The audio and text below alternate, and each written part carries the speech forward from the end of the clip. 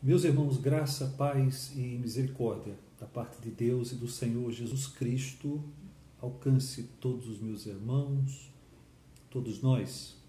Nós vamos dar continuidade às nossas exposições de Romanos capítulo 8. O nosso texto, o texto das terças-feiras, não é? Um texto que temos desenvolvido para compor aquele momento em que os meus irmãos se reúnem no ambiente do lar para oferecerem a Deus um culto doméstico com ênfase em oração, nos moldes de como costumamos fazer nas nossas reuniões públicas e em nossa casa de oração. Pois bem, nós vamos dar continuidade às exposições de Romanos, capítulo 8, e vamos ler nesse momento Romanos 8, versículos 33 e 34. Romanos 8, versículos 33 e 34, que dizem assim: quem tentará acusação contra os eleitos de Deus? É Deus quem os justifica. Quem os condenará? É Cristo Jesus quem morreu, ou antes, quem ressuscitou, o qual está à direita de Deus e também intercede por nós. Vamos orar nesse momento?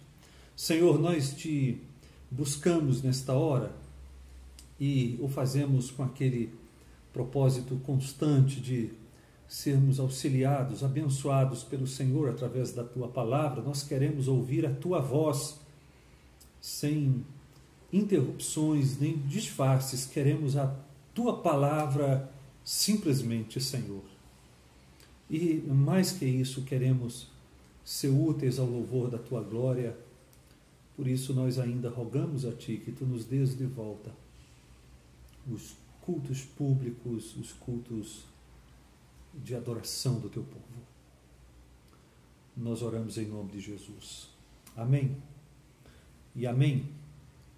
Pois bem, meus irmãos, nós chegamos, desde a terça-feira passada, nós chegamos ao ápice do porto seguro da confiança cristã, da segurança do cristão, que está exatamente aqui nos versículos 31 a 39 deste grandioso capítulo 8 da carta aos Romanos.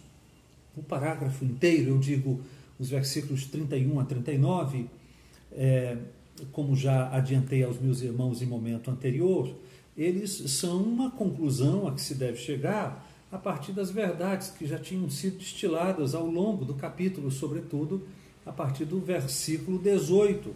Então, o versículo 31 é aberto esse parágrafo grandioso aqui, com a pergunta: que diremos, pois, à vista destas coisas? A que conclusões podemos nós chegar com base naquilo que já foi dito? A primeira conclusão foi que todos os adversários reunidos são completamente irrelevantes à causa, para efeito de obstruírem a causa da salvação daqueles em favor de quem Deus está. Se Deus é por nós, quem será contra nós? A resposta não é, os meus irmãos se recordam disso, não é? A resposta a esta pergunta, se Deus é por nós, quem será contra nós, não é não há adversários contra nós. A resposta é nenhum adversário, e mesmo todos eles reunidos, não interferem em nenhuma filigrana do plano eterno de Deus, tecido por nós e para nós desde toda a eternidade. A certeza desta assertiva está alicerçada no mais firme fundamento, qual seja a impossibilidade de Deus sonegar-nos alguma coisa que diga respeito à consecução da nossa salvação, quando por nós Deus já entregou seu próprio Filho, não poupando de todas as consequências merecidas do nosso pecado. Isso está no versículo 32, não custa ler de novo. Aquele que não poupou o seu próprio Filho, antes por todos nós o entregou, porventura não nos dará graciosamente com ele todas as coisas? A segunda conclusão a que se deve chegar, a partir das verdades antes colocadas, é que já não há mais acusação e já não há mais condenação. E aí nós vamos ao nosso texto. Eu estou em Romanos capítulo 8, versículos 33 e 34. O versículo 33, a primeira parte, pergunta: quem tentará acusação contra os eleitos de Deus? Esta pergunta, quem tentará acusação contra os eleitos de Deus, não sugere, na linha do que já dissemos a respeito de quem será contra nós, que não há acusadores contra os eleitos de Deus. Sim, a nossa consciência nos acusa, o diabo também constantemente nos acusa, e além disso, há também os acusadores humanos. O que a pergunta retórica ensina é que suas acusações, as acusações de todas estas fontes, as acusações dos inimigos, inclusive, não prosperam perante o tribunal de Deus. Todas estas acusações, por assim dizer, elas já nascem mortas, e em seu favor não cabem pedidos de reconsideração nem recursos. Entretanto, as acusações inúteis, as acusações que já nascem ineptas, incapazes de qualquer efeito, são aquelas lançadas contra os eleitos de Deus. A eleição da passagem não pode ser outra senão a eleição de Deus em Cristo, realizada livremente antes da fundação dos séculos. Agora, no versículo 34, a primeira parte, nós vamos pular, conversamos sobre quem tentará acusação contra os eleitos de Deus. No versículo 34, a pergunta é: quem os condenará? Quem os condenará? Não apenas os adversários, quem será contra nós, e os acusadores, quem intentará acusação contra os eleitos de Deus. Não apenas os adversários e os acusadores são impotentes, mas todo aquele que se levante em juízo condenatório contra nós, contra os eleitos de Deus, o apóstolo diz que fracassa. Não apenas a acusação é inepta, por assim dizer, a sentença, um juízo condenatório, a sentença é nula, o juízo condenatório é nulo. E mais uma vez, não é que não haja juízos condenatórios contra nós, o nosso próprio coração pode nos condenar. O que Paulo está dizendo é que todas as condenações estão destinadas ao fracasso, elas não podem prosperar. Mas a questão é: por que a acusação sequer chega a ser ouvida? Por que a sentença contra nós nunca passa de um nada jurídico? A resposta está no veredito do Supremo Juiz. Versículo 33, a segunda parte. É Deus quem os justifica. Aqui está a base do fracasso das acusações e das condenações. E esse fracasso está pressuposto nas perguntas retóricas que segue e que antecede a afirmação categórica de é Deus quem os justifica. A decisão divina em favor de cada um dos eleitos, meus irmãos, Paulo está dizendo com esta afirmação contundente, é Deus quem os justifica. A decisão em favor de cada um dos eleitos é esta: justificado. E contra a decisão do Supremo Juiz, eu repito, não cabem apelos, até porque, perante a onisciência do justo juiz de toda a terra, não há fatos novos a serem apresentados perante o tribunal a justificar uma reabertura de inquérito ou uma repropositura de acusações. Os meus irmãos sabem que eu estou me deleitando um pouco aqui na analogia paulina com o mundo forense. O juiz que proferiu a sentença em cujo dispositivo diz justificado é aquele que conhece o fim desde o começo, sabe com absoluta exaustão o futuro, do modo como conhece exaustivamente o presente e o passado. O que Paulo ensina aqui é visto, por exemplo, numa cena bastante dramática da contenda judicial entre o sumo sacerdote Josué e Satanás, um texto que está em Zacarias capítulo 3, versículos 1 a 5. Ali, Deus defendeu Josué, repreendeu a Satanás, e Satanás foi obrigado a se calar, porque Josué foi revestido de outros trajes, de finos trajes. Outra cena representativa da justificação dos eleitos e da invalidade de qualquer acusação ou condenação contra eles está em Apocalipse capítulo 12. Capítulo 12, a partir do versículo 7, onde se diz que o acusador dos nossos irmãos foi expulso e que os nossos irmãos venceram por causa do sangue do Cordeiro e por causa da palavra do testemunho que deram. Aqui nós temos duas cenas que mostram, digamos, de maneira pictória, a justificação pela fé somente ensinada pelo apóstolo Paulo. Agora, como é que nós podemos ter por certo que nenhuma condenação proferida contra nós pode prosperar? Com base em que Deus nos justifica?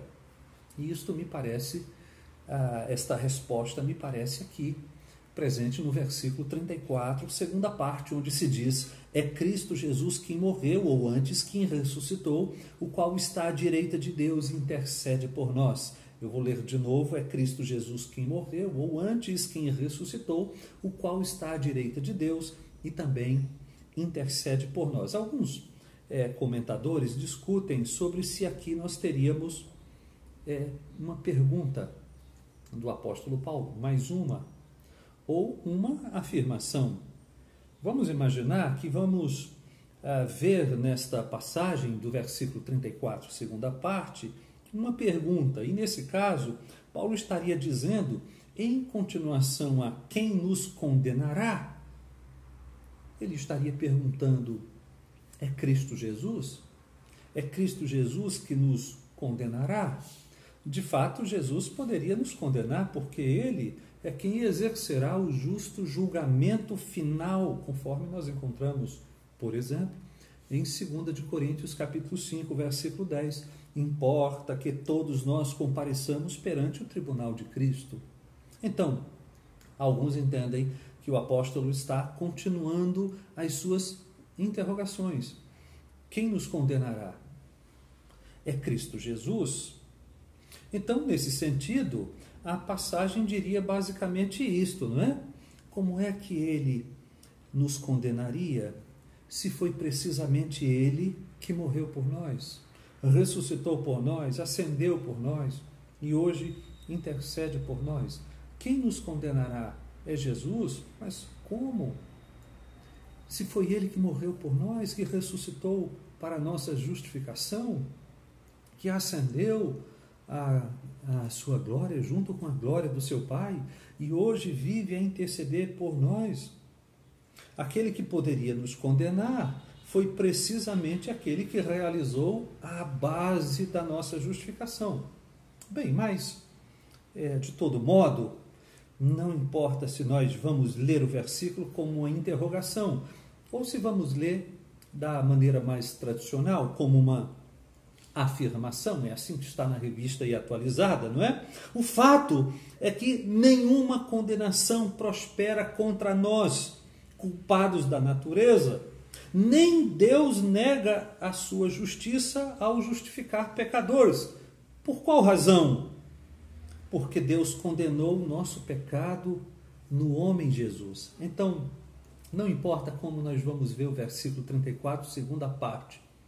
O que importa aqui é que, de uma forma ou de outra, nós vamos chegar à mesmíssima conclusão que não existe condenação, porque Deus condenou já o nosso pecado em nosso representante substituto. Jesus assumiu a nossa condenação na cruz, ele foi feito maldição por nós. É isso que Paulo quer dizer quando diz aqui no versículo 34, é Cristo Jesus quem morreu. Quando Deus ressuscitou a Jesus, Deus, o Pai, declarou a aceitação do seu sacrifício, do sacrifício de Jesus, como a base da nossa justificação. Por isso, Paulo continua dizendo, ou antes quem ressuscitou? Sim, Quando Deus o Pai ressuscitou a Jesus, eu insisto nisso, Deus o Pai estava dando a sua chancela, a sua aceitação, estava declarando que havia aceitado o sacrifício de Jesus como um pagamento cabal por toda a nossa dívida, razão pela qual Jesus também ascendeu e hoje ocupa o lugar de honra e de autoridade à direita do Pai, o qual está à direita de Deus. E lá, à direita de Deus, nesse lugar de honra e de autoridade, ele exerce o seu governo soberano em favor da sua igreja e intercede por nós. E Paulo então continua no ápice da obra de Jesus Cristo em nosso favor e também intercede por nós, garantindo desse modo, por sua intercessão por nós, a eficácia eterna dos benefícios da cruz. Então, o que nós temos nos versículos 33 e 34? Em suma, nós temos que não há mais acusação, não há mais condenação, e não há mais nem acusação, nem condenação, porque nós temos um veredito divino de justificados, exarado na base da obra substitutiva ou vicária de Jesus Cristo, com base na obra de Jesus por nós, em nosso lugar, em nosso favor. Então, a partir do texto, eu desejo destacar aos meus irmãos 3 verdades fundamentais a respeito deste veredito de justificados em favor dos eleitos de Deus. Então, vamos terminar o nosso encontro destacando estas verdades fundamentais sobre a justificação graciosa de Deus pela fé somente. Em primeiro lugar, a justificação, meus irmãos, é uma decisão judicial divina no sentido de considerar o pecador justo. Note, Deus considera em sua decisão de justificação o pecador justo, não apenas inocente. O pecador é considerado positivamente justo. É muito mais do que uma simples absolvição. A absolvição nas sentenças criminais modernas é uma declaração, digamos, negativa, pela qual o réu é considerado inocente quanto aos fatos imputados a ele, porque contra ele não há provas contundentes. Ou ele é inocente, ou ele não pode ser condenado por falta de provas. Esse é o sentido da nossa moderna sentença absolutória, mas justificação vai além. Justificação é uma sentença que declara o réu não apenas inocente, mas positivamente justo. Não é que ele apenas não deve perante o tribunal de Deus, mas que possui crédito perante esse mesmo tribunal. Pela justificação, o réu é considerado não apenas como não tendo descumprido a lei, mas como a tendo cumprido positivamente, porque justificar é mais do que inocentar, é mais do que absolver, é considerar positivamente o réu culpado, justo. Em segundo lugar, Deus não nega a sua justiça ao justificar o injusto pecador. O apóstolo diz em Romanos 3, versículo 26, não é? Deus é justo e o justificador daquele que tem fé em Jesus. A questão é, como pode Deus inocentar e declarar justo o culpado sem deixar ele mesmo de ser justo? Imaginemos que estamos diante de um fato conhecido de todos nós, em que um juiz, sabendo que o réu é culpado, tendo nas mãos e como parte do processo todas as provas que o condenam, finalmente o absolve. O que você diria desse juiz? Naturalmente você diria que esse juiz é um juiz injusto por haver inocentado, absolvido um culpado que ele sabia como tal e que ele detinha as provas suficientes para condená-lo. Então, que está acontecendo aqui? Como é que pode Deus inocentar e declarar justo o culpado e ainda permanecer justo? Paulo explica isso em diversas passagens e de diversos modos, e do conjunto desse ensino eu posso extrair para os meus irmãos algumas assertivas. Prestem atenção. Primeiro, a obediência de Cristo é vicária, é substitutiva. Cristo realizou a sua obra por nós, em nosso lugar. Esta é a primeira assertiva. A segunda é que essa obediência tem uma face passiva. Cristo recebendo em si a penalidade merecida pelo nosso pecado, e também essa obediência tem uma face ativa, Cristo cumprindo toda a vontade de Deus, toda a lei de Deus, cumprindo toda a justiça. A terceira assertiva é que quando nós cremos em Jesus, a obediência de Cristo, a obediência ativa e a obediência passiva nos é imputada do modo como o nosso pecado foi imputado a Ele. Então, a quarta assertiva diz que o veredito condenatório de Deus sobre o justo Cristo foi justo. O Cristo era justo. Mas quando Deus condenou o justo Cristo, Deus agiu justamente. E Deus agiu justamente porque a Cristo foi imputado o nosso pecado. Então, Deus condenou a Jesus com base na consideração de que o nosso pecado era dele. Então, Deus estava agindo de maneira justa ao condenar o justo Jesus, porque Deus imputou a ele o nosso pecado. Por fim, o veredito da justificação da parte de Deus a respeito de pecadores foi também justo, na medida em que aos pecadores, pela fé, foi imputada o quê? Foi imputada a justiça de Cristo, a obediência de Cristo, ou seja, Deus justificou pecadores com base na consideração de que a justiça de Jesus é deles. Em outras palavras, Deus credita a conta do pecador pela fé somente o preço da obra de Cristo, com base na qual Deus declara o pecador sem dívida e, além disso, com crédito. E por causa dessa imputação, desse crédito, desse depósito à conta do pecador, Deus declara a justificação, Deus declara o pecador justo, razão pela qual o pecador não apenas não merece o inferno, mas também,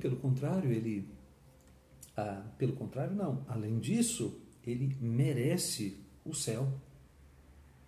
Em terceiro lugar, e para concluir, eu quero ainda destacar para os meus irmãos que a justificação gratuita de Deus não se confunde com uma justificação barata. A justificação é gratuita do ponto de vista de quem a recebe, do ponto de vista do réu que, merecendo condenação, saiu considerado justo das barras do tribunal. Do ponto de vista do justificador, a salvação custou a entrega do seu próprio Filho. Então, a justificação gratuita é gratuita para você, gratuita para mim. Para Deus, o preço da nossa justificação gratuita foi alto. A justiça foi satisfeita. O preço foi pago. A lei foi cumprida. E é por isso que Deus nos justifica. Agora, como deveriam viver? Com que devoção e com quanta gratidão aqueles que foram justificados gratuitamente na base de uma condenação tão cruel? Como deveriam se comportar em relação a si mesmo, em relação aos outros, em relação a Deus, aqueles que foram redimidos, libertos gratuitamente, mas na base de um alto preço pago pelo próprio Redentor, que é a vida do Redentor. Então, a justificação de Deus é gratuita, mas não é barata. Que Deus esteja nos abençoando, nos devolvendo o culto público, mas enquanto isso nós vamos orar. Peço aos meus irmãos que estejam orando pelos pedidos de oração que são postos no grupo de WhatsApp, não é? E por todos nós, pela cidade de Caruaru, pela nação brasileira, nesse um momento ruidoso de diversas formas, não é? Vamos orar. Senhor, nós te louvamos por teu grande amor por todos nós, te louvamos pela justificação gratuita realizada por um Deus justo na base da obra substitutiva, vicária de Jesus Cristo. Recebe-nos a nossa devoção, a nossa vida, o nosso serviço, a nossa existência. Que nós sejamos o culto, que nós sejamos a oferta, uma oferta de gratidão a Ti. Nós oramos em nome de Jesus.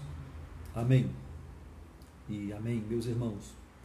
Recebam o meu forte abraço, o registro da saudade que tenho de todos vocês e dos nossos encontros. Deus abençoe os meus irmãos.